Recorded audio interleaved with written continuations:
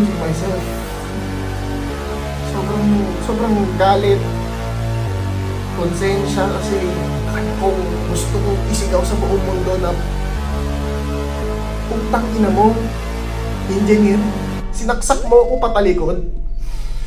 Pinagkatiwalaan kita, naniwala ko na tunay kang tao ka, binigyan kita ng opportunity to step up, maging magaling ka sa field na ginagalawan mo, pero putang ina, bakit mo ginawa?